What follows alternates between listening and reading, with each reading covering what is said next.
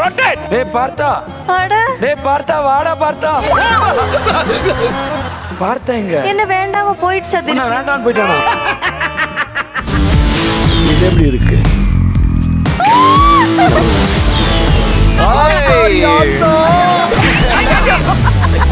என்ன பண்ணுமான்னு யூகிக்க முடியலையே.